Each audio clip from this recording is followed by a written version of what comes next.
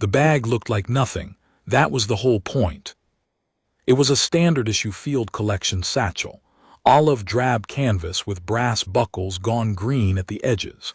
The kind of thing you'd find hanging on a peg in any xenobiology department that hadn't updated its equipment budget since the expansion.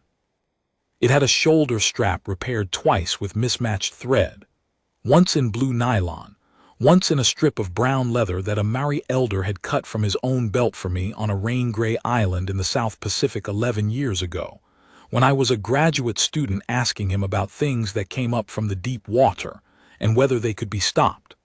The bag smelled like salt and deep sediment, and something that predated both. Commander Veth of the Keth Dominion looked at it exactly once, in the moment before I slung it over my shoulder and followed his aides down the corridor toward the Coalition briefing room, and the look on his face, that narrow, secondary eyelid flicker that passed for contempt in his species, told me everything I needed to know about how the next 72 hours were going to go. I'd seen that look before. I'd been collecting it for 11 years. My name is Davin Marsh. I hold a doctorate in what Earth's academic community calls geoexomethology, which is the study of how pre-technological cultures encoded real geological and biological data into their oral traditions, their carvings, their songs, their warnings. The theoretical underpinning is straightforward. Before instruments, before science in any formal sense, human communities lived in intimate proximity with their environments for thousands of years. When a coastline shook and swallowed a village, the people who survived told stories. When a mountain breathed fire, they told stories. When something came up out of the ocean and destroyed everything they'd built, they told stories, and they kept telling them. And they encoded in those stories everything they'd observed about what had happened and how it had ended, and what you needed to do differently the next time. Geoexomethology finds that data. It's a field that sounds soft until the moment it isn't.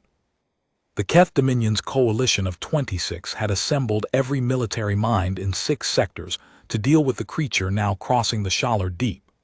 2 of the coalition's member species had lost orbital platforms in the first 48 hours. The Merv hegemony had scrambled its entire third fleet and watched 3 of its heaviest destroyers stop, transmitting within seconds of coming within range of what the creature did when it felt threatened.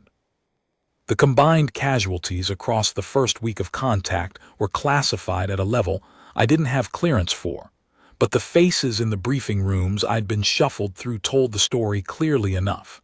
These were people losing, and they knew it, and they had no idea why. I was the one human they'd reluctantly allowed into the room because my government had leverage, and my department head had friends in places even the Keth couldn't ignore. The formal justification was that I was a cultural and biological data specialist with relevant historical documentation on the target organism. The informal justification, which I overheard through a door that wasn't quite closed on my second day aboard the flagship, was that the human was annoying every other academic they'd brought in with claims she could stop the thing, and if they didn't let her in the room, she'd probably go talk to the press about it. And they had enough problems. I was not supposed to speak unless spoken to. I lasted 4 minutes before I spoke. "That approach won't work," I said from the back of the room during the third run-through of the strike package that the Keth 1st Tactical Division had spent 4 days developing. Every head in the briefing room turned simultaneously. 14 species, 43 beings. Some faces, some not. The hegemony's senior fleet commander had a sensory cluster that operated on entirely different principles than what humans classify as a face, and the 2 Keth observers from the colonial authority had the particular stillness of officials who'd been taught that showing reaction was weakness. The air recyclers hummed. Veth's translator bead pulsed amber before it spoke for him. The human will identify itself and explain why it is interrupting a classified military briefing. Davin Marsh, Geoexomethology, University of New Cascadia. You're planning to hit the Vethkai with a saturation barrage of compressed plasma ordnance at the dorsal ridge. I'd had the briefing documents since that morning, and I'd read all of them. Not just the summary. All of them, including the appendices, including the technical specifications, including the thermal imaging data from the last engagement. I'm telling you, the dorsal ridge is the most heavily armored surface on its body. The barrage won't penetrate. Based on the thermal imaging from engagement 3, the specific energy frequencies in your ordnance will interact with the organism's metabolic process as thermal input. You won't damage it. You'll feed it. And based on the biological data I've spent 11 years collecting, and which I've submitted to the Coalition Science Division twice without receiving a response, that thermal stimulus will also trigger secondary reproductive activity. You'll turn one creature into somewhere between 8 and 20,000. The silence was the kind that precedes either dismissal or violence. The hegemony's tactical officer, I had learned its name was Sarek Roman 4, which I understood was a rank designation rather than a personal name, turned a sensor cluster toward me that I had learned meant focused attention. The human's claim is that our weapons will cause the organism to reproduce.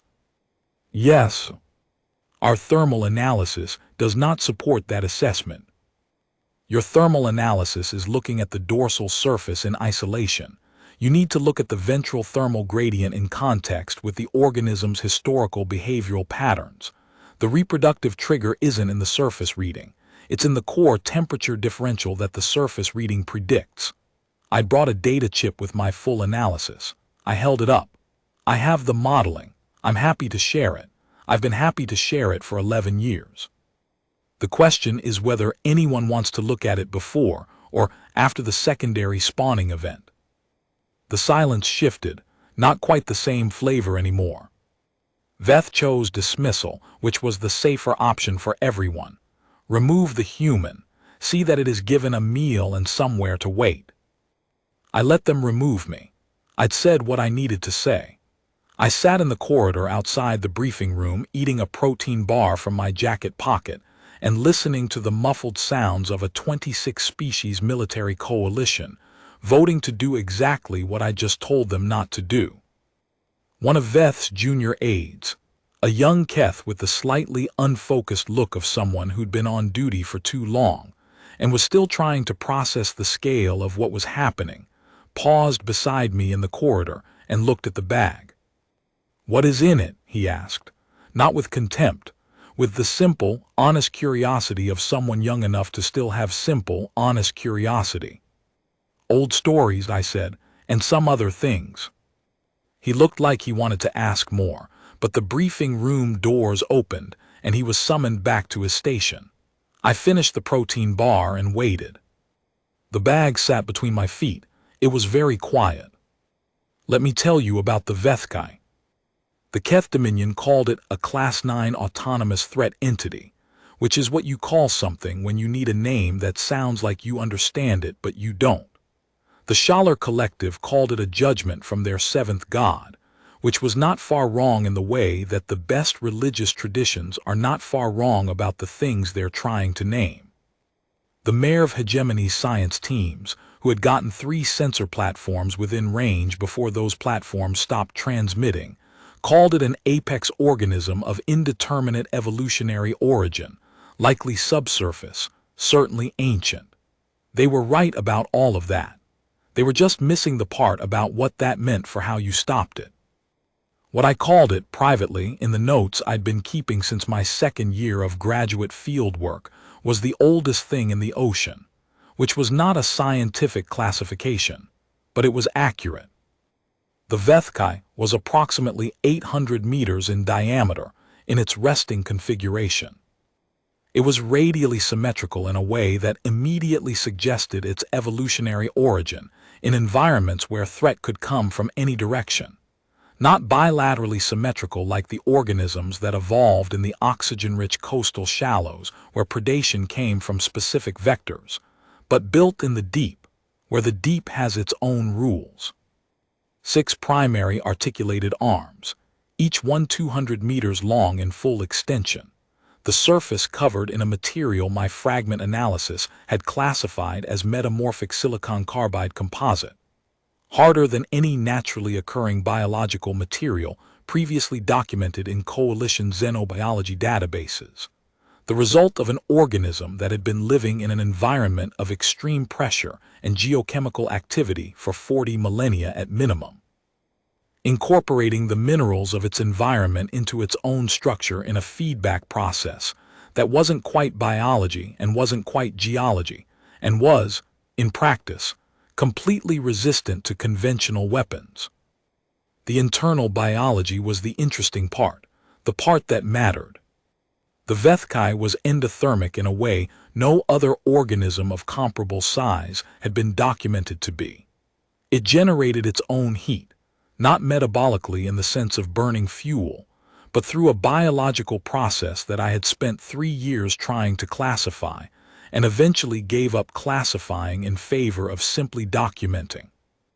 The heat came from the organism's central structure, concentrated at the core, and moved outward through a system of what I'd privately called thermal channels, biological structures that served the same functional purpose as blood vessels, but carried heat differentials rather than fluid. The surface expression of this was the thermal signature I'd first seen in the survey drone data 11 years ago. Structured, deliberate, not the chaos pattern of geological activity. Alive. The reproductive mechanism was what the Keth briefing packages had missed entirely. The Vethkai's juvenile stage was physically distinct from the adult, dramatically so, in the way of some Earth organisms where the larval form shares almost no morphological features with the mature organism. The juveniles emerged from eggs launched from the ventral surface. They were approximately 3 meters across, bilaterally symmetrical in their juvenile configuration, with translucent membranous structures I'd identified as proto-wings, not fully functional at emergence but reaching flight capability within a few hours. They had mandible structures that the hegemony sensor imagery showed clearly, complex, articulated, powerful. And they had the same thermal biology as the adult, scaled down, which meant they were extremely difficult to destroy with conventional weapons even at juvenile scale. The reproductive trigger was thermal. When the adult organism's core temperature exceeded a specific threshold, a threshold that, based on my modeling, the coalition's plasma barrage would absolutely achieve, the ventral egg stores released. All of them. At once. I'd told the briefing room. I'd been telling people for 11 years. The problem with being right about something catastrophic that hasn't happened yet is that being right is indistinguishable from the outside from being alarmist. The strike package launched at 3:40 hours. I watched the feeds from the observation corridor, because no one had told me I couldn't watch the feeds, only that I couldn't be in the briefing room. The corridor had a data terminal that the duty officer had apparently forgotten to log out of, or had perhaps deliberately failed to log out of, because the young Keth aide had been in this corridor twice in the past 3 hours, and he struck me as someone who was paying attention to things. The Keth Dominion's weapons systems were genuinely impressive. I want to say that clearly, because what happened next shouldn't be read as a failure of competence. The coalition brought its full capability to bear. 7 orbital platforms synchronized to a targeting solution that accounted for the organism's movement rate and biological heat signature. 42 atmosphere-capable assault vectors providing secondary coverage against any surfacing event. The flagship's main batteries held in reserve as a final option. The coordination was precise to a half-second window. The tactical planning had accounted for every variable in their doctrine. It had simply been built on a false premise about the target. The first volley hit the Vethkai's dorsal surface and dispersed. The energy scattered laterally off the silicon carbide composite with approximately 12% absorption, enough to be detectable, not enough to matter. I watched the thermal overlay update, core temperature rising, not rapidly but steadily in exactly the pattern I'd predicted. The organism wasn't responding to the attack with any behavioral change, No evasion, no counterattack, no sign that it was registering the barrage as a threat at all. It was processing the energy, metabolizing it. The creature's biology had spent 40,000 years in an environment where geothermal activity delivered exactly this kind of energy input regularly, and it had evolved to use that input rather than be damaged by it. The coalition's second volley was larger. The tactical system had registered the inadequate penetration of the first and automatically escalated the yield. I watched the core temperature spike. On my data overlay, the reproductive threshold I'd modeled crossed exactly 37 seconds after the second volley. The ventral egg stores released. Later, the official Keth military report would describe the secondary spawning event as unexpected and rapidly escalating in scope. That was accurate in the narrow technical sense. If you define unexpected as something that two separate expert submissions to the Coalition's Science Division had warned about in writing, and which had been filed rather than acted upon. The juveniles emerged from the Vethkai's ventral surface in a cascade that the sensor system struggled to resolve individually at first. Too many heat signatures in too small a space. Then they separated, and the count began. 500 in the first minute, 2,000 by minute 3, the figure climbing past 5,000 by the time the Coalition's tactical systems had finished recalibrating for a threat profile that their doctrine hadn't included.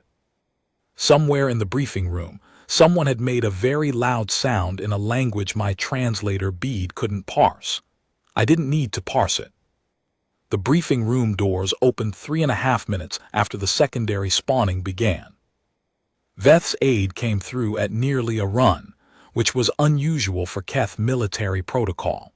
He found me in the corridor, which was not particularly difficult since I was standing in front of the data terminal watching the thermal feeds. "The commander requests your presence," the aide said, in the phrasing of someone who had been given this instruction very urgently, and was relaying it with as much dignity as the situation permitted. "I know," I said. I picked up the bag and followed him. The briefing room had a different quality when I walked back into it. Not panic. Military professionals don't panic, or at least they don't let it show in the first 15 minutes of a developing situation. But the air had changed. The confident precision of the previous session had been replaced by something more honest.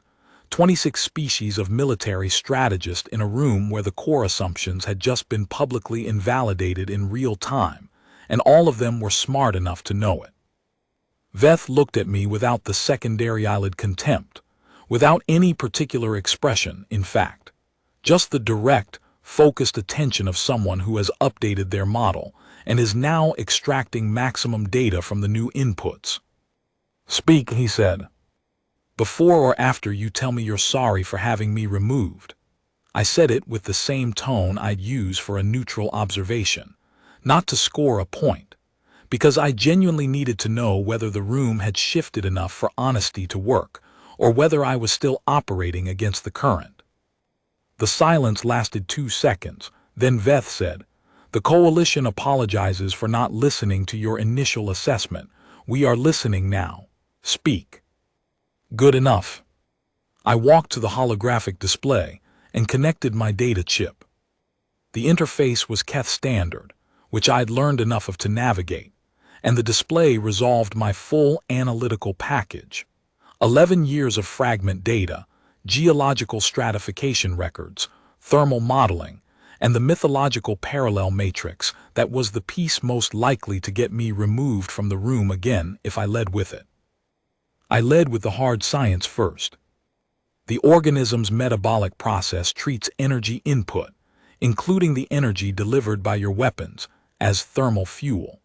I've been modeling this from the fragment samples I collected when the creature first surfaced over the Schaller coastal stations. The biological structures that govern its thermal regulation have a reproductive threshold at approximately 43 degrees above baseline core temperature. Your second volley took it past that threshold. The juveniles that are currently deploying are an expected output of that trigger. They will not be recalled or deactivated while the primary organism remains in its current metabolic state. How do we stop them? Asked the hegemony's tactical officer. You manage them, not stop them. Individually, the juveniles are vulnerable to coordinated electromagnetic pulse discharge at close range. They don't have the shielding the adult organism has developed over 40 millennia. Your destroyers can handle them if they use tight formation and short-range targeting. The problem is that, while you're doing that, you can't also be attempting further attacks on the primary organism. Any additional thermal input will trigger additional reproductive cycles. Then how do we stop the primary? Said the Keth Colonial Authority's senior observer, speaking for the first time. That's the part I need you to listen to carefully, I said. And I'm asking you to suspend whatever reaction you have to certain categories of evidence and hear the actual data, because it's the data that matters, and the data is solid even if the source looks unusual. I pulled up the mythological parallel matrix. These are documented oral traditions and cultural records from 42 pre-technological human communities, I said, collected and cross-referenced over 9 years of field research. Every one of these communities lived in maritime environments. Every one of them has traditions encoding an encounter with a large subsurface organism at some point in their documented or oral history. The traditions vary in specifics, the way traditions always do, different imagery, different religious framing, different timelines. But they share a structural logic that I've been able to correlate with the biological data. You want us to listen to stories, said the hegemony's tactical officer. I want you to listen to 40,000 years of data encoded into stories by people who were paying very close attention, I said.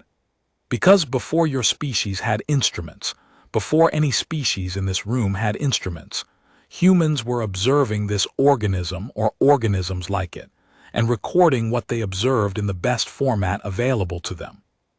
What they recorded is consistent across cultures that had no contact with each other. That consistency is not a coincidence, it's a signal. What do the stories say? Said Veth. I looked at him. He had asked the question flatly, with no inflection of dismissal. He was genuinely listening. They say the organism cannot be destroyed by conventional force. Every tradition that records an encounter and an outcome describes attempts to kill it directly as failures. Weapons, fire, coordinated attacks, all ineffective and in several traditions explicitly described as making the problem worse, which is exactly what we've seen here. I let that land for a moment.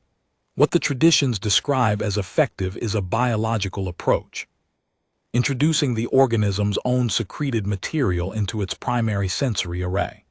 The organism's sensory cluster, here, in the ventral central structure, functions as both a receptor and a signal emitter. When the appropriate endogenous biological marker reaches that cluster in sufficient concentration, it triggers a systemic regulatory cascade that the traditions describe as the creature returning to sleep. You're describing a self-induced dormancy signal, said the hegemony's xenobiologist. She had been very quiet through all of this, but the quality of her silence had changed in the last 2 minutes. She was running calculations. I could tell by the slight subvocalizations her species made when they were doing active cognitive processing. If the organism's biology uses self-secreted markers as regulatory signals, dormancy triggers for hibernation cycles, introducing a concentrated dose to the primary receptor site would theoretically send the organism a signal that its own body would recognize as legitimate. Effectively, yes, you're not attacking it, you're speaking to it in a language its own body already knows. Does the signal persist? She asked. Or does the organism resume activity once the introduced material disperses? The traditions describe a full dormancy cycle, thousands of years in some accounts. The organism returns to its deep-water habitat and remains quiescent. I paused. I should be transparent. I don't know the mechanism well enough to give you a precise timeline. The biology is operating at a scale I don't have full data on, but every tradition that describes a successful intervention also describes the problem being comprehensively solved, not temporarily delayed. The room was quiet. Outside, the feeds showed the swarm at full deployment. The count had passed 9,000 juveniles by now, the coalition's response forces adapting better than I'd expected, but the resource drain was visible in the tactical overlay. They were holding, not winning. The delivery problem, said Veth. You are describing the introduction of a biological agent into a sensory cluster on an organism that is currently surrounded by its own offspring, which appear to function as a defensive perimeter, and which is actively hostile to approached vessels. The juveniles have a collective sensory architecture, I said. They respond to the thermal and electromagnetic signatures of approaching coalition assets because those assets have been identified as hostile through the direct engagement history. A single small vehicle with a minimal thermal signature, approaching slowly, in a trajectory that doesn't register as attack vector geometry, has a better probability of reaching the primary organism undetected. Better probability, said the Colonial Authority observer who had been making notes throughout. Not guaranteed. Nothing about this situation is guaranteed, I said. What I can tell you is that the conventional approach has been demonstrated not to work. The approach I'm describing is based on 11 years of data and the documented experiences of 42 human cultures that survived the encounter. That's the comparison you're making. Veth looked at the tactical overlay for a long time. Then he looked at my bag. The biological material, he said. You have samples. I collected them from the material the organism shed during the first surfacing event, before the Keth Hazmat teams processed the site. I've been preparing them for this specific application since then. I opened the top of the bag and lifted one of the sealed collection canisters far enough for the room to see. 6 kilograms of concentrated Vethkai endogenous biological material.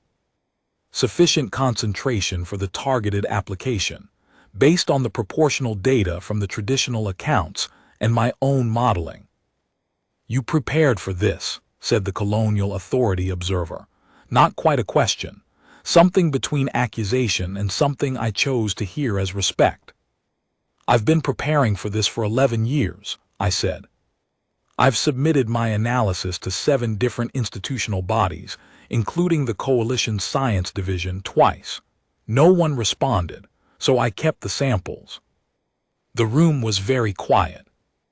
The delivery vehicle, Veth said finally. We will modify a hegemony atmospheric entry probe for deep-water deployment and single-occupant use.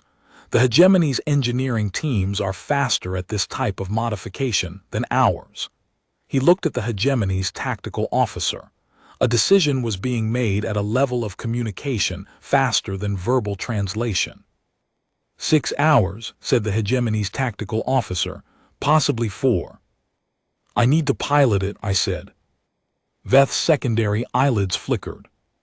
The delivery can be handled by a trained military operator. The delivery requires a judgment call that the biological data has to inform in real time, I said. The sensory cluster's active state, the specific moment when the plates are retracted and the array is receptive, is something I've been studying from imagery and fragment analysis for years. I know what it looks like across the different phases of an approach. I know what the wrong moment looks like, and the right one. That knowledge is not transferable in the 6 hours we have available. You have no combat training, said Veth. I have 11 years of field work in environments that were actively trying to kill me. I was on Karath 7 during the geological survey that ran into the subsurface organism problem, and I was on the retrieval team when the first Schaller station was damaged. I've been in worse vehicles than a modified probe body in worse conditions than a cooperative descent profile. I looked at him steadily. The traditions that describe successful interventions all describe them as being performed by someone who understood the organism, not someone who was better at fighting. I understand this organism. No one else in this room does. Veth studied me for a long moment. His secondary eyelids were still. Something in his posture, the angle of his primary body axis, which I'd learned was a Keth social indicator, had shifted from the position I'd been reading as dismissal. The coalition, he said, formally acknowledges that it did not listen when it should have. We are listening now. He looked around the room. The humans' plan has the highest probability of success among current options. We will implement it. What else do you need? Your entire remaining strike capability managed as a swarm suppression perimeter. Keep them from converging on the target zone. I thought for a moment. And tell your pilots that if any of the juveniles break through toward my approach vector, they should not engage in close quarters. The juveniles respond to perceived aggression. The way you handle a creature that responds to perceived aggression is you don't show it any. And if a juvenile attacks your vehicle directly, then I have a problem, I said. But I've had problems before. The engineering teams worked in 3 parallel shifts. I watched through the observation window as the hegemony's people took apart a standard atmospheric probe and rebuilt it around a human occupant compartment that was approximately a cockpit and approximately a coffin, and was, I told myself this repeatedly during the 3.5 hours I had to think about it, going to be the former rather than the latter. I spent the wait time reviewing my data. Not because I needed to, I'd reviewed it so many times over 11 years that the relevant sections were effectively memorized, but because the act of reviewing it was something I'd been doing when I needed to think clearly for a long time, and I needed to think clearly now. The fragment analysis. The sensory cluster imagery from the hegemony's destroyed platforms. The thermal modeling for the active state transition. The window I needed. 30 seconds from the moment the plates began to retract to the moment they reached full extension. 30 seconds was generous, actually. The tradition from the largest collection of Pacific Island accounts described it as the space between one wave and the next. Depending on the wave, that could be 15 seconds. I'd been conservative in my planning. The modification was complete in 3 hours and 40 minutes. Veth himself walked me to the launch bay, which I hadn't expected. He was not a person I'd read as given to ceremonial gesture, but he was there, and he said nothing during the walk, and when we reached the vehicle he stopped. The coalition has lost 14 assets in direct engagement with this organism, he said, including 3 vessels that were attempting extraction operations for their crews. We have been unable to recover several of our people. He paused. You are not Keth. You are not bound to this in the way we are. No, I said. And yet you will go. The organism predates your species and mine both, I said. What I know about it is the result of 42 human cultures paying attention for thousands of years and 1 graduate student who started paying attention 11 years ago. If I don't use that, it was pointless. All of it. The field work, the data, the 11 years of people looking at my bag and making the same face you made when I walked in. I looked at him. I don't do this for the coalition. I do it because the data is real, and the thing that the data describes is a solution, and solutions shouldn't sit in a bag because the right people weren't ready to listen. He was quiet for a moment. The Keth, he said finally, have a concept. I will not try to translate it because the translation is poor, but it refers to a person who carries knowledge against the current of disbelief until the moment the current turns. He looked at the bag. We have a word for that person. I will not say it to you now, because in Keth tradition it is said after the thing is done, not before. I climbed into the vehicle. The descent took 47 minutes. Not the 23 I'd estimated.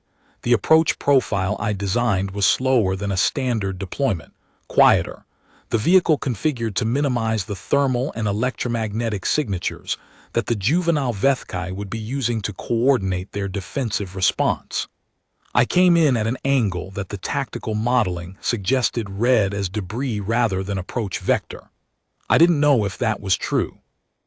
I had good data and a sound hypothesis, and at depth, Those two things and a sealed collection bag were what I had.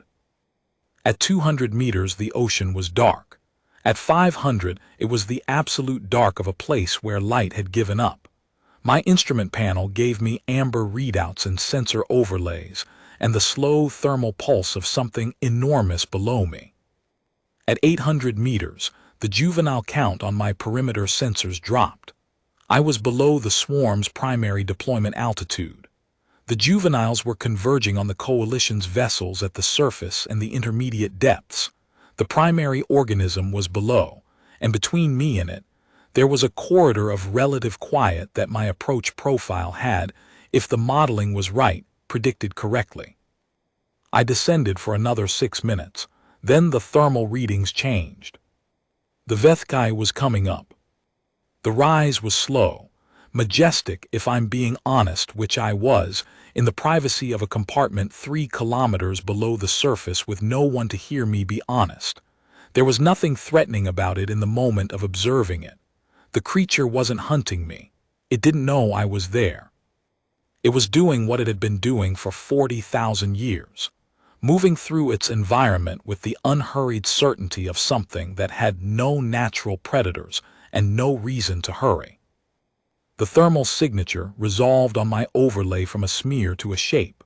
The central structure, the 6 primary arms in partial extension, the surface topology writing itself across my display in the language of heat. I had mapped this creature for 11 years from fragments and thermal data and the stories of cultures that had survived it and the stories of cultures that hadn't. Seeing it whole, at less than 2 kilometers distance and closing, was the kind of experience that the word overwhelming almost fits and doesn't quite fit, because what I felt was not the thing that word describes. What I felt was recognition. This is the thing. I'd spent 11 years arguing with institutions about whether the data was real, whether the correlations were meaningful, whether the traditions were encoding what I said they were encoding. In those arguments, the organism was abstract. Data points, cross-referenced accounts, thermal models. When you see it in front of you at scale, with its own internal logic made visible in how it moves and how it breathes and how it carries itself through the water, it stops being abstract. It becomes simply, undeniably real. And when the thing is real, the thing you've prepared to do about it also becomes real, with a clarity that cuts through everything else. I checked the bag, clasp secure. The collection canisters arranged in the release order I'd planned. The deployment mechanism, which the hegemony's engineers had built to my specifications, and which I'd tested 3 times during the approach, showing green. The Vethkai rose. I watched the ventral central structure on the overlay and counted the seconds. The organism's surfacing rhythm was consistent with the thermal data from its previous emergence events. A controlled ascent, the primary arms trailing, the central structure leading. I was positioned approximately 200 meters above where the ventral surface would be at the midpoint of ascent, which put me within range of the sensory cluster at the moment of maximum plate retraction. At -43, the central structure's thermal signature shifted. The plates were beginning to move. I took the vehicle down. The gap between watching data and being inside data is not a large gap. It is the specific distance between knowing a thing and doing the thing, which seems small from outside and is infinite from inside. I had prepared for this for 11 years. I had the data. I had the modeling. I had the bag. I was also alone at 3 kilometers depth in a modified probe body, approximately 80 centimeters from my face in every direction, descending toward an organism that had inadvertently destroyed 43 coalition military assets in the past week. And the biological release I was planning required me to be within 40 meters of the primary sensory array at the specific moment. It was fully exposed. I had the data. -28. The plates on the sensory cluster were at 40% retraction. -19, 60%. The displacement wake from the Vethkai's mass hit the vehicle, and the hull stress indicators went from advisory to warning. and I adjusted the descent angle manually rather than letting the automated system handle it, because the automated system had been calibrated for a hegemony standard approach profile, and what I was doing was not a standard approach profile by any definition. -9. The plates were at 90% retraction. The sensory array was luminescent on the thermal overlay, the primary cluster open and active, the receptor structures extended and deployed. 40 meters, 38, 35. I opened the deployment mechanism and released the bag's contents. 6 kilograms of concentrated Vethkai endogenous biological material. 42 cultures worth of knowing what to carry and where to bring it, entered the primary sensory cluster of the oldest organism in the Schaller Deep. The response was immediate. Not violent. That's the thing I came back to later in the academic papers and the military debriefs, the thing that mattered most for understanding what actually happened. The organism's response was not violent. It was not the response of something in pain or something reacting defensively to an attack. It was the response of something that had received a signal. The thermal output shifted across the Vethkai's entire surface, simultaneously, in a cascade pattern that my overlay parsed as a systemic regulatory event. The core temperature began falling from the elevated state it had been in since the coalition's barrage. The organism's movement slowed, then stopped, the water around it going still in a way that felt genuinely uncanny after the displacement turbulence of the ascent. The sensory cluster's plates began closing. I pulled the vehicle back to a safe distance and watched the thermal cascade complete. Above me, the communication system lit up. The coalition sensor network was watching everything, and Veth's tactical team had been running analysis in real time. I heard the hegemony xenobiologist's voice in my earpiece. She had been patched into the vehicle's comms at my request, because if something unexpected happened at the biological level, I wanted someone who could interpret it in real time. She was saying something in her native language that my translator bead rendered as approximately. The regulatory cascade is propagating as predicted, core temperature declining, reproductive system showing deactivation signature. Then, after a pause, it's working. Above me, further above, at intermediate depth and at the surface, the juvenile Vethkai were losing behavioral coherence. The coalition's tactical system had tagged this at 47 seconds post-introduction. The swarm count was still at over 12,000, but their coordinated attack pattern was dissolving. The hive mind sensory architecture that had kept them synchronized with the primary organism's behavioral state was receiving a different signal now. Dispersal was beginning. 3 minutes after introduction, the Vethkai began its descent. Not a retreat, not a flight response. The same unhurried, certain movement it had been making since long before any species in this solar system had developed the capacity to notice it. It was going home.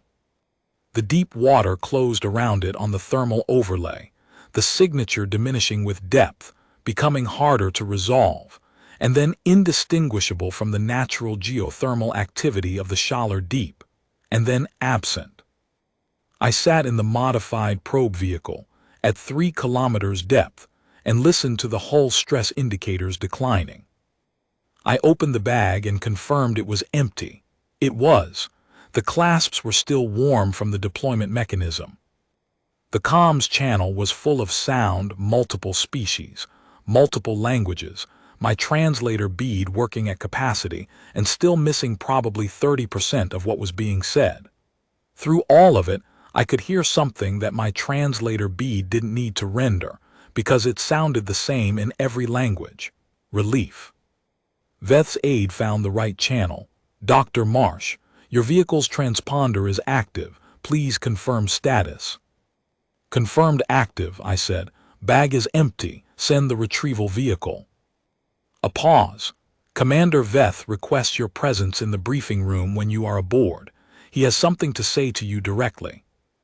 Tell him I'll be there, I said, and tell him to have the full coalition assembled, because we need to have a conversation about what comes next, and we need to have it before anyone in this room declares this situation resolved and goes home. The retrieval vehicle reached me 14 minutes later. 2 hegemony pilots, professional, no visible reaction to the state of my borrowed equipment or the empty bag. One of them handed me a thermal ration without being asked.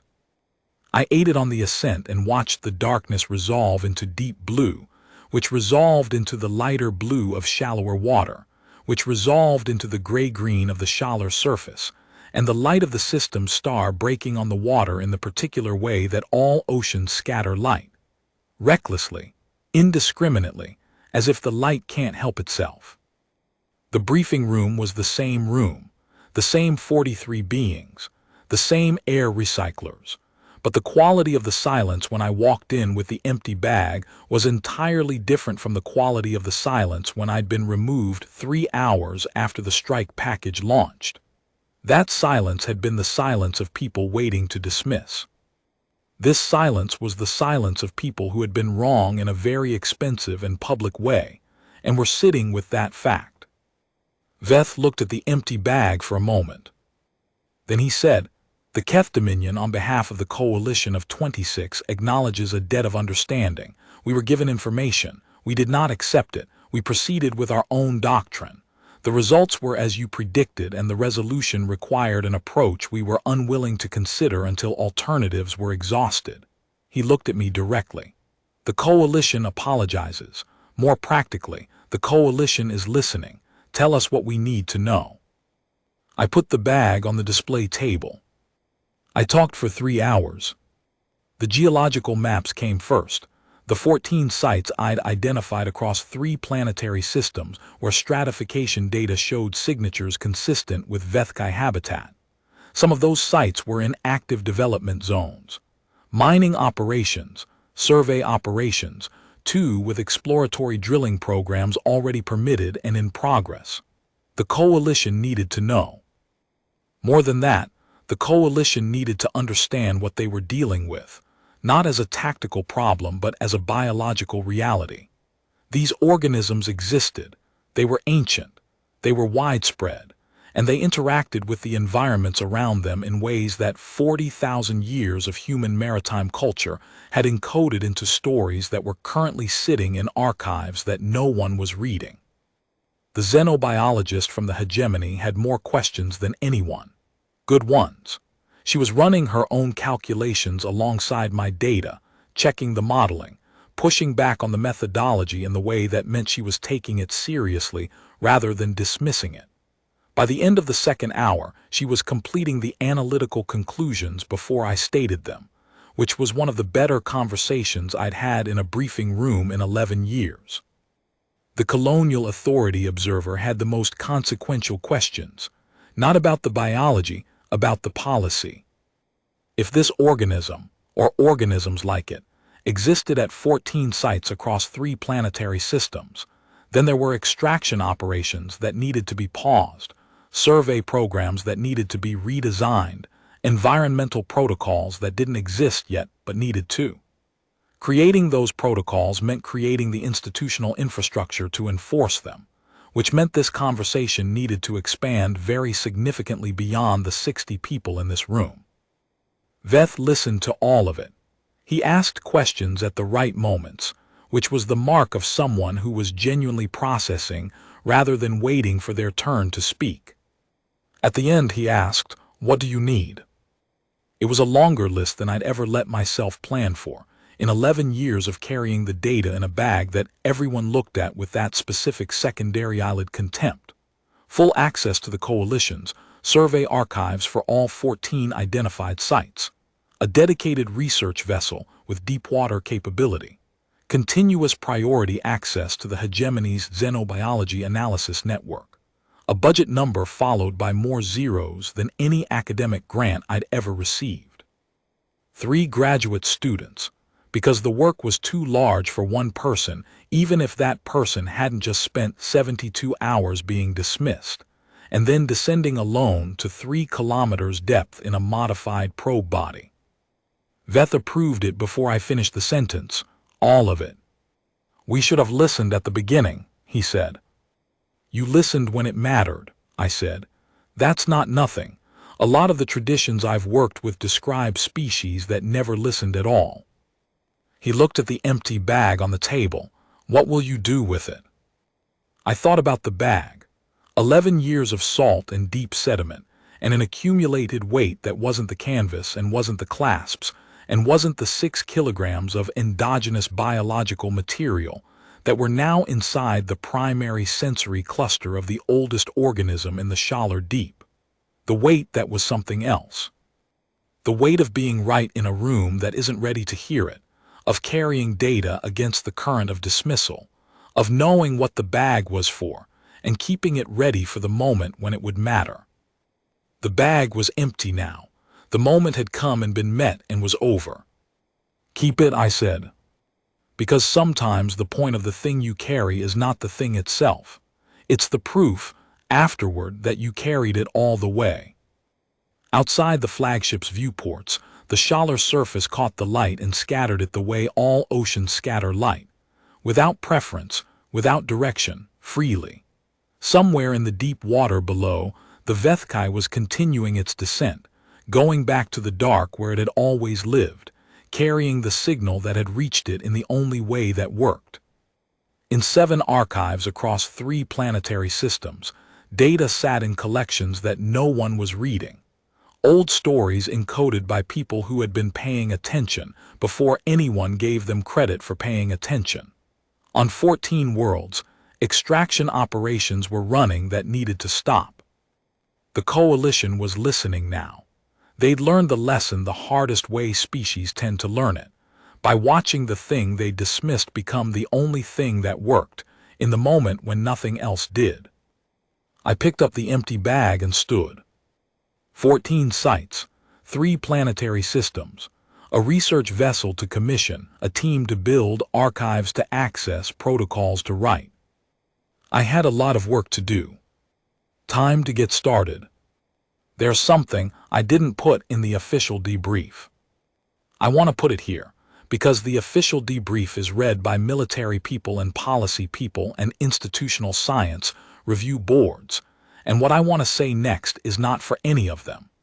It's for the people who do the work I do, who carry bags that other people look at with contempt, who spend years being the person in the back of the room that everyone would rather remove than hear.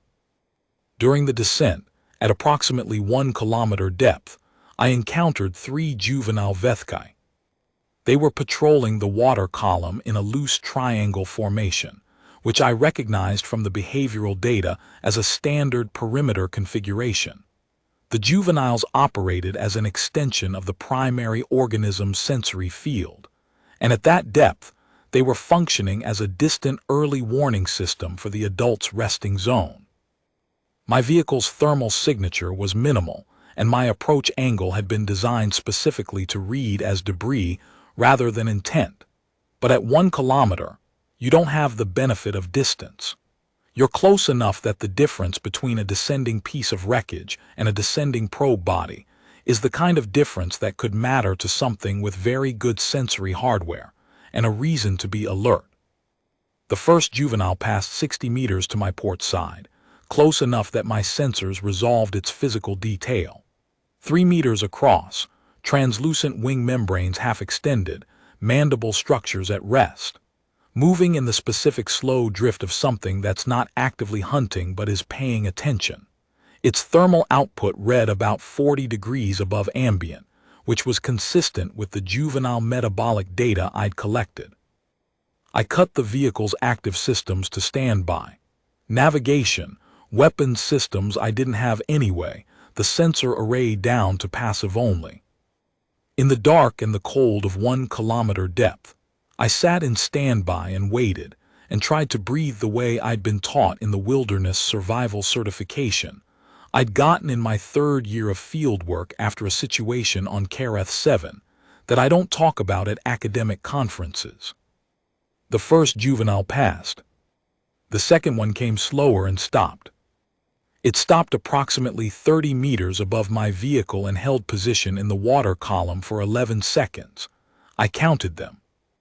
I had nothing else to do with that 11 seconds except count and breathe and be very aware that I was sitting in a metal shell at 1 kilometer depth with a bag of biological material that represented the only viable solution to the situation above me, and that the juvenile Vethkai holding position 30 meters overhead had mandible structures that the force analysis suggested could compromise my hull in approximately 4 seconds if it decided to act on whatever sensory input had made it pause.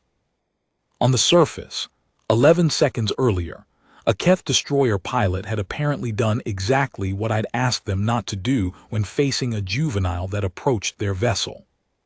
The pilot had opened fire with close-range energy weapons in a moment of what I can only assume was reasonable self-preservation instinct overriding the specific briefing they'd been given. The juvenile had been destroyed, which was tactically fine, but the hive mind architecture of the swarm meant that the destroyed juvenile's terminal state distress signal propagated across the sensory network, and for approximately 15 seconds the entire swarm had been in elevated alert status. The juvenile above me was receiving that propagation. After 11 seconds, it moved on.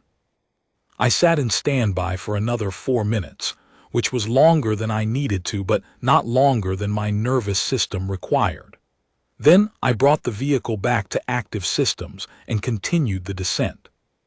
I didn't put this in the official debrief, because the official debrief asked me to describe the mission parameters, not to describe what it felt like to sit at 1 kilometer depth counting seconds, while a juvenile AI decided whether I was worth investigating. Military debriefs are not interested in what it feels like. They're interested in what happened and what it means for future operations. What it felt like was the logical endpoint of 11 years of being the person with the bag that no one wanted to look at. Every review board that had filed my analysis without response. Every funding committee that had approved the research but not the equipment. Every briefing room that had listened to my first sentence and decided I was the kind of specialist who sounded relevant in theory and was in practice exactly the sort of person you kept out of operational planning. 11 years of that, and then 30 meters above me in the dark water, something that could end the entire mission in 4 seconds, pausing to consider. And it moved on. I've thought about why. The rational explanation is the one I gave the xenobiologist afterward when she asked. The swarm's elevated alert status was keyed to the electromagnetic and thermal signatures of coalition military vessels, not to the signature of a standby mode modified probe body drifting in a debris-like trajectory. The elevated state lasted 15 seconds, not long enough to significantly alter the swarm's behavioral parameters, and by the time I was within the juvenile's close-range sensory field, the alert had subsided and my profile read as what I designed it to read as. The rational explanation is almost certainly correct. But the traditions, and I've been working with traditions long enough that they live in my thinking alongside the rational explanations rather than separately from them. The traditions describe this moment differently. The moment when the thing you've been carrying long enough finds its way through, not by force, by being exactly the right thing, carried exactly the right distance, to exactly the right place. The Maori elder who gave me the leather for my bag's shoulder strap had a specific word for this.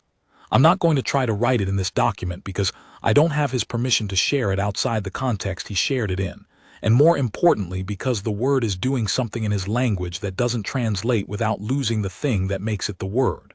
But the general sense of it was, the thing that passes through because it was meant to pass through. Not luck, not fate exactly. Something more specific, the convergence of preparation and moment, the work meeting its opportunity. That's what I was at 1 kilometer depth in the shallower waters. The work, meeting its opportunity after 11 years of waiting for the right moment and being very careful not to miss it. The xenobiologist, her name, she told me during one of our post-mission analysis sessions, was Selimar. a designation from her species' tradition of professional naming that she'd explained to me as meaning something like, "She who measures the deep," spent 6 weeks on the flagship running analysis with me after the mission. She was meticulous in the way that the best scientists are meticulous, not cautiously, but precisely. She didn't accept conclusions that the data didn't support, and she pushed back on mine when she thought my interpretation was outrunning my evidence, which was more often than I liked, but less often than it might have been from a lesser scientist.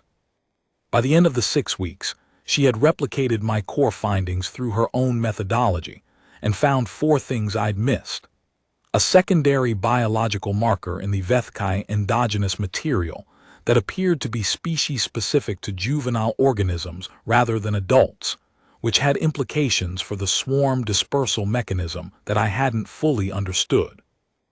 A geological feature in the shallow deep consistent with the organism's primary habitat requirements that mapped against similar features at 6 of my 14 secondary sites.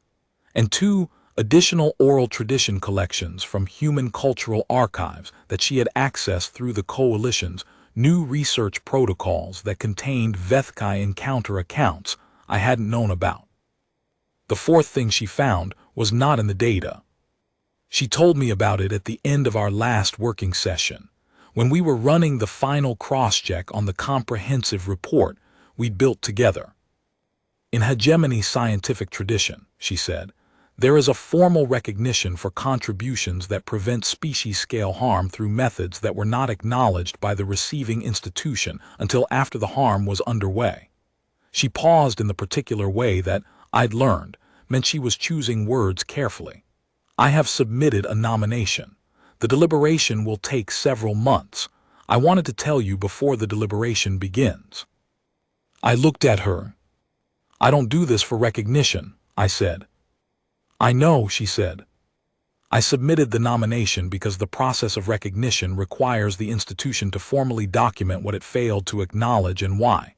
The documentation is the point, not the award. She paused again. Your submissions to the Coalition Science Division were received. They are in the records. They were not acted upon. That failure needs to be in the institutional record explicitly and formally, with documentation that will persist into future policy deliberations. A pause.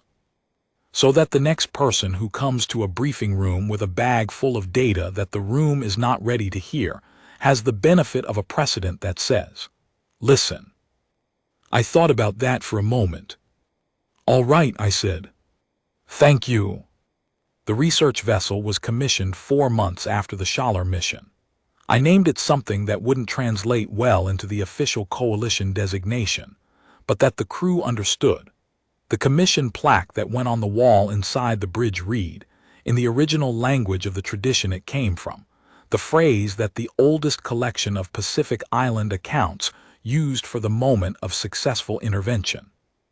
The ship's captain, a Keth naval officer Veth had personally selected, a young woman named Reshorvath who had been in the briefing room during the mission and had asked better questions than anyone else present, asked me what it meant.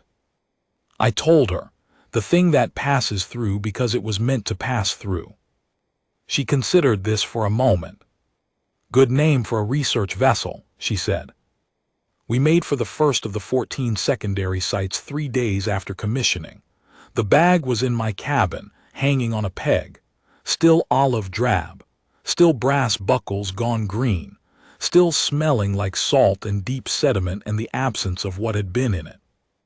Empty, that was the whole point.